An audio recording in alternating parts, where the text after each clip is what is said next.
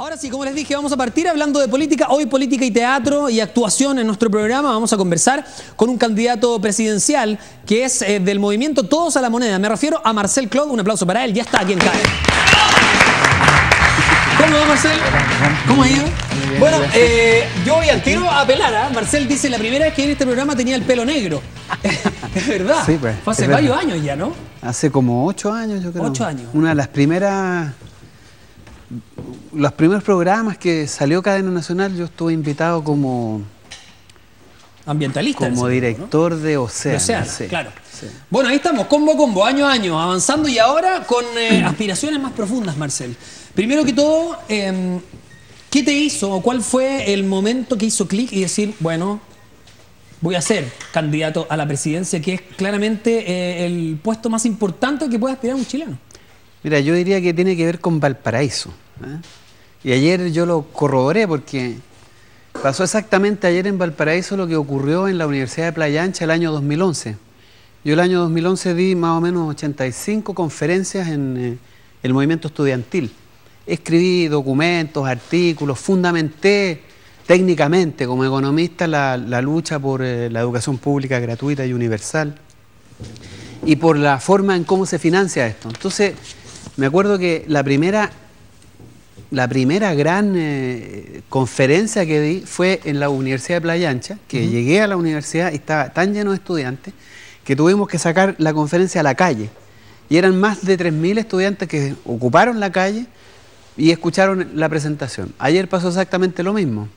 Después de haber llenado la Universidad Católica de Valparaíso, el aula magna, salimos de ahí, llegamos a la Universidad de Valparaíso y estaba tan lleno de gente que hablamos adentro, después tuvimos que sacar la conferencia a la Plaza Sotomayor, estaba llena, y de alguna manera, ¿qué quiero decir con esto? Que mucha gente cuando uno está metido en la cosa pública hace cosas como la que nosotros hicimos en Océano, en Terram, denunciamos al Estado por libertad de expresión, acusamos de corrupción al entonces presidente del Senado, Andrés Saldívar, por el manejo oscuro de la ley de pesca.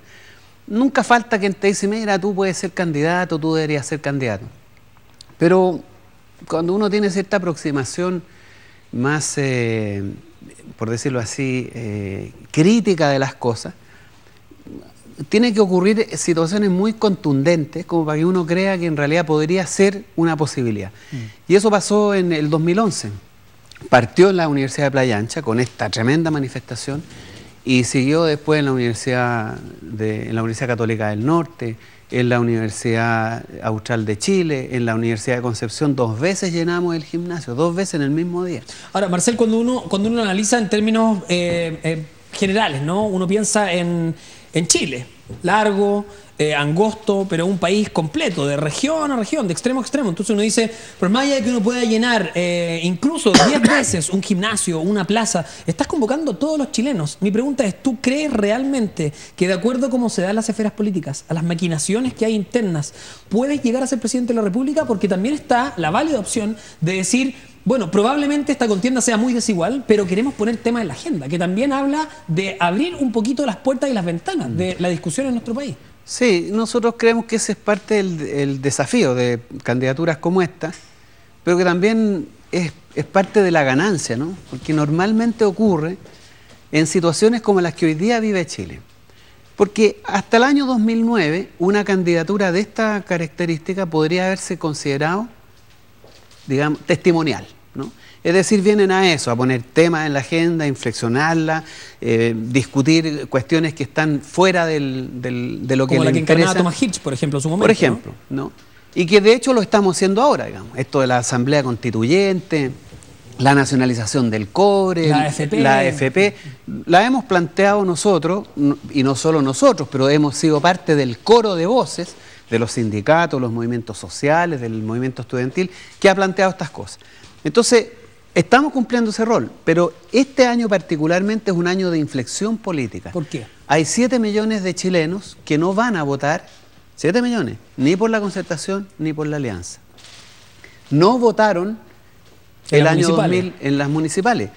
Y las encuestas te dicen que más del 60% reprueba reprueba y no quiere absolutamente nada con esos dos conglomerados. O sea, el protagonista del electorado en Chile es el que no está interesado o el que no se siente representado. El que no está interesado y no se siente representado, y ese es un público joven, fundamentalmente joven. ¿Tú le hablas a los jóvenes? Por eso decimos nosotros que hoy, este año, si hay algún grupo que va a determinar, va a ser determinante en la elección presidencial, es el movimiento estudiantil. Y hay una sola candidatura que entra en las tomas universitarias. Yo estuve la semana pasada en la toma de la Universidad de Chile de teatro. Me invitaron, habían 600 estudiantes, lleno el gimnasio. Y me dijeron claramente esto: Marcel, tú estás acá porque eres el único candidato que puede entrar en las tomas universitarias. El único. Te quiero hacer una pregunta, Marcel, que a mí me llamó la atención otro día, producto de esta batahola que se generó, de esta discusión en Tolerancia Cero. Más allá del momento en particular, siento, y te he seguido en algunas entrevistas, y siento que, voy a ser súper honesto, pierdes tiempo muy valioso en explicar ideas, encarando a quien te entrevista por la falta de tiempo que haya candidaturas como la tuya. Yo estoy completamente de acuerdo y te encuentro razón.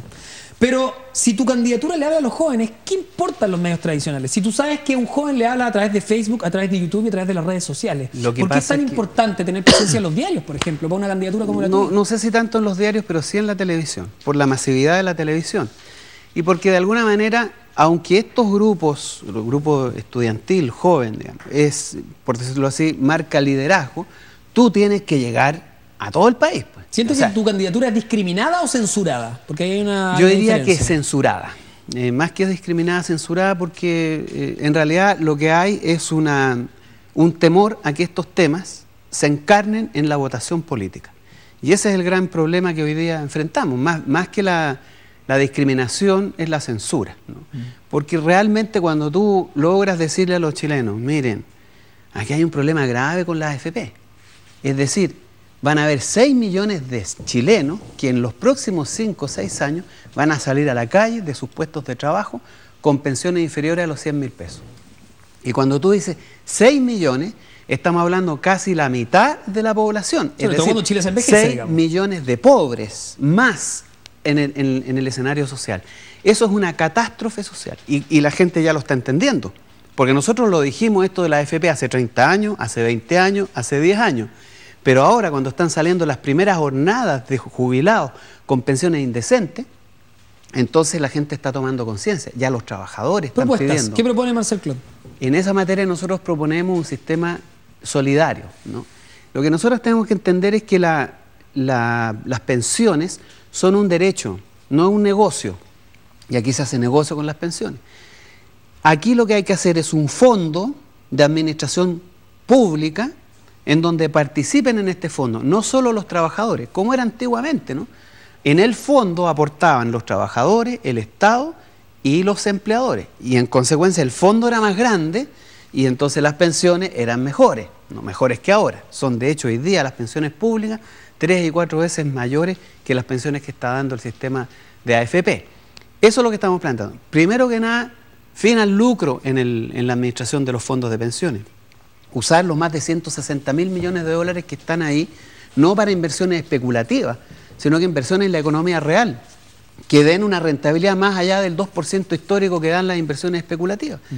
Y que las pensiones se fijen en función de las necesidades. Tú no puedes pasarle a una persona adulta mayor de 65, 70 años una pensión de 100.000 pesos o 85.000 pesos. Eso simplemente es mandarlo a la miseria, a la pobreza. El sistema de salud también los castiga, no alcanzan ni para los remedios con esa plata. Exactamente. Entonces, ¿cuál es el problema? Y eso hay que entenderlo y la gente lo tiene que saber. Nosotros vamos a mandar a 6 millones de personas a la pobreza. De esto va a tener que hacerse cargo el Estado, porque tú no puedes tener a 6 millones de personas... ¿Y el Fondo Solidario basta, Marcel? No, pues ¿cómo va a bastar? Si no llegas ni a los 100.000 pesos con esas pensiones que es el pilar solidario. Y llega hasta los 270.000 Entonces, ¿cómo hacerlo? pesos. ¿En qué avanzar también? Lo que hay que hacer es crear, o sea, terminar con la AFP, radicalmente. ¿Terminar con las AFP? ¿Tú crees que en un país como Chile se pueda...? Más allá del ideario, porque entiendo tu propuesta, pero en un país como Chile, ¿cómo opera Chile? ¿Se puede terminar con la AFP objetivamente? A ver, si en Chile logramos instalar una democracia real, si elegimos un presidente que tenga la voluntad de representar a las mayorías, que tenga la vocación de ser leal a la voluntad de las grandes mayorías del pueblo de Chile, Y si el pueblo de Chile quiere terminar con la AFP, como de hecho las encuestas te lo dicen, más del 75% quiere terminar con la AFP. No quieren sino acabar con este sistema que claramente lo entienden como totalmente injusto, abusivo. Un factor que hay que anteponer a eso son transformaciones profundas, ¿no? Te quiero preguntar, ¿eso es posible sin antes transformar, por ejemplo, el sistema binominal, cambiarlo, una asamblea constituyente, la que se está llamando también? ¿Se puede hacer eso sin esos grandes cambios? Necesariamente tenemos que poner en marcha lo que nosotros llamamos el poder constituyente. Esto requiere un llamado, un plebiscito, para preguntarle a los chilenos, mire, ¿quieren una nueva constitución?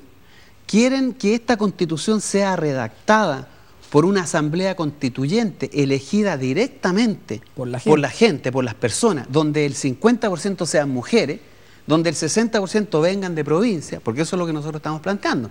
O sea, si tú quieres resolver el problema de la concentración y de la centralización del país, tú tienes entonces que en la nueva constitución cobijar todos los cambios, todas las instituciones, todas las formas de operar que sean descentralizadas, que le den más el poder voto a la marcar región. con una A y una C de asamblea constituyente, ¿te parece una idea atendible más allá del romanticismo? ¿Crees que eso surte efecto? Bueno, eso funcionó en Colombia, y de hecho ese fue el mecanismo que utilizaron los colombianos, el modelo para crear una nueva constitución, para inducir a la Corte Suprema a que convocara al poder constituyente, porque eso es lo que nosotros tenemos que tener presente. Aquí lo relevante es el poder constituyente. En una democracia, quien manda finalmente, y por eso que a mí me parece importante que cambiemos la lógica de esto. Estamos entrevistando a Marcel Clot, que aspira a la primera magistratura. No es la primera magistratura, es la última magistratura, porque el primer servidor de un pueblo es su presidente, es un mandatado para ejercer la voluntad popular. Entonces, si nosotros invertimos eso, vamos a pensar que aquí lo que se trata es poner en marcha un poder constituyente. Y si de resultado de ese plebiscito, el 80% de los chilenos quiere una nueva constitución, sobre la base de una asamblea constituyente, o sea, sobre la base de un conjunto de personas elegidas directamente por la ciudadanía, que redacta una nueva constitución y que ahí están establecidas las normas de descentralización, término de la propiedad internacional o extranjera del recurso minero. Si ahí instalamos... volver a estatizar la minería. Es que más que estatizarla, nacionalizarla. Es decir, que el resultado, el ingreso que se genera con la producción de la gran minería del cobre o de la gran minería del oro, se queda en Chile. ¿Qué sentido tiene que nosotros tengamos inversionistas extranjeros? ¿Cuál es el beneficio de Chile? Ante esa medida uno dice que viene antes, que viene después, porque prácticamente todos los candidatos que he entrevistado dicen, sobre todo en materia de educación, no hay que meterse la mano al bolsillo, sino que hay que buscar más recursos. Por ello plantean una reforma tributaria.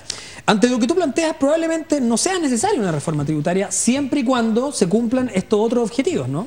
No, sí de todas maneras es necesaria una reforma tributaria, porque además la reforma tributaria... Si se nacionaliza la minería, pues Marcelo, evidentemente las arcas van a crecer de forma así... Sí, pero tú no puedes poner... Sí, pero también van a ser desorbitantes las necesidades que hay que cubrir, porque no solamente hay que financiar la educación, hay que financiar la salud, la previsión, hay que financiar la vivienda social. O sea, también propones una reforma tributaria. Un asco. Las viviendas sociales en Chile son una vergüenza. Lo mismo de siempre. Lucro. Las viviendas que se construyen son chicas, son estrechas, además de mala calidad. Todo eso tiene que ver con recursos. Además tienes que... la investigación y desarrollo... ¿Cuál es tu propuesta de reforma tributaria? Lo que nosotros estamos planteando, en primer lugar, terminar con todos los subterfugios que hay, todos los mecanismos y triquiñuelas que tiene la gran empresa para evitarse el pago de impuestos. Por ejemplo, el uso del crédito. Tú sabes que todos los impuestos que paga una empresa, cuando retira las utilidades, porque si no las retira no paga impuestos, ese es una triquiñuela más, el famoso FUT, que es una cantidad de plata gigantesca, que son utilidades que no han sacado de las empresas sus dueños y las dejan ahí. Igual las han sacado, todos sabemos que las sacan, pero es un numerito ahí, que no paga impuestos. ¿Por qué? Porque se paga en Chile impuestos solo sobre las utilidades retiradas que tú sacas de la empresa. Entonces nosotros estamos planteando que sea sobre las utilidades generadas, punto. No solo sobre las retiradas. Ya tienes ahí un mecanismo para cobrar impuestos, más aumentar de manera importante los impuestos. Pero además, evitar el uso de estos impuestos pagados por la empresa como crédito de sus propietarios. O sea, si tú tienes una empresa que pagó 100 de utilidad, por ejemplo, cuando tú declares tus impuestos como persona, tú vas a poder registrar los pagos de tu empresa, esos 100 los vas a descontar de tus impuestos personales. O sea, no pagan impuestos, ¿me entiendes? Eso debería eliminarse y además de subir significativamente al nivel promedio de lo que es la OECD, de los impuestos que pagan las empresas. 35% de la gran empresa debe aportar con su contribución al desarrollo del país. 35%. 35%. Porque hay que tener presente esto, ¿eh? Las empresas cuando pagan impuestos no solo tienen un costo, sino que también tienen un beneficio. Porque cuando tú le entregas al país ingenieros de buena calidad, economistas... Entiendo, un círculo virtuoso. Es un ¿Y qué pasa con las virtuoso. personas, Marcel? ¿Cuál es la propuesta? ¿Se bajan los tramos? Porque evidentemente que algunos paguen hasta el 40% hace que se generen otro tipo de instancias para no pagar. Lo que hay que hacer es aumentar el tramo exento hasta por lo menos 1 millón de pesos y cargar los impuestos hacia arriba. Vamos a hacer nuestra sección, Marcel, que teníamos en este programa. Si yo fuera, en tu caso, es evidente, si yo fuera presidente. Pero ha habido de todo, ¿eh? Si fuera entrenador de determinado equipo de fútbol, si fuera, qué sé yo, cantante, en tu caso, si fueras presidente de la República, te invito a que escojas cualquier sobre. Voy a elegir el verde por mi tradición ecologista, ¿eh? A ver, ¿qué es lo que aparece ahí? Campañas financiadas por empresarios. Voy a mostrar el otro para que veas que son distintas. Aquí sale paraísos fiscales. Bueno, te invito a ponerte de pie, Marcel, y a referirte a propósito de lo mismo. Es un tema que ha estado marcando la semana en relación a, por ejemplo, la diputada Marti Sassi. Antes del voto de la ley de pesca, Corpesca habría depositado 25 millones de pesos para que ella realizara su campaña. ¿Cómo podemos evitar eso? ¿Cómo podemos transparentar que hoy día, por ejemplo, una gigantografía que esté en Santiago, aunque todavía es ilegal, bueno, tengamos que ver de dónde viene ese dinero? Te escuchamos. A esa cámara, por favor. Bueno, en esta materia lo que nosotros entendemos de primera importancia que termine el financiamiento empresarial de las campañas. Lo que hoy día asistimos es a un maridaje inaceptable entre el dinero y la política. Esto del financiamiento de parlamentarios por la ley de pesca ya lo vivimos el 2001 con el presidente del Senado, entonces presidente del Senado, Andrés Saldívar, que tenía relaciones privilegiadas con el grupo Angelini. Por lo tanto, nosotros proponemos que el financiamiento de las campañas baje en primer lugar, se centre en las ideas, disminuya el ensuciar la ciudad y ensuciar las murallas, de tal manera que los debates sean centrados en las ideas, en la discusión, en las propuestas, en revisar la historia de los candidatos y de sus partidos. Y eso requiere un posicionamiento mucho más profundo en los medios de comunicación, que sea financiado por el Estado y que en canales estatales, en canales públicos, se pueda generar el debate y la discusión, pero evitar completamente el financiamiento de empresarios para campañas políticas. Ahí está. Esto se va así de rápido. Te podemos dar la idea, ya la patentamos, el podio móvil. Oye, Marcel, a propósito de tu campaña, ¿cómo se financia? ¿De dónde sacan las lucas para juntar a reunir estudiantes para viajar a regiones? Me imagino que obviamente debe ser recursos más precarios que la que tiene un candidato de una gran coalición política, pero... No solo precario, sino que negativo, porque endeudamiento. Esto es solo endeudamiento. ¿Y viene de tu bolsillo? De mi bolsillo una parte, pero también hay gente que financia, digamos, de mi capacidad de endeudamiento nomás, ¿no? Que tampoco es mucha. ¿Pero recibe aportes de amigos, de personas? Hasta ahora no. Lo que hacemos es, si nos invitan de Puerto Montt, que quienes nos invitan allá financian el traslado y la estadía. Y el trabajo voluntario de muchos estudiantes, jóvenes que están absolutamente apasionados con esta idea de instalar en Chile una nueva manera de hacer política, que es la manera a la antigua, ¿no?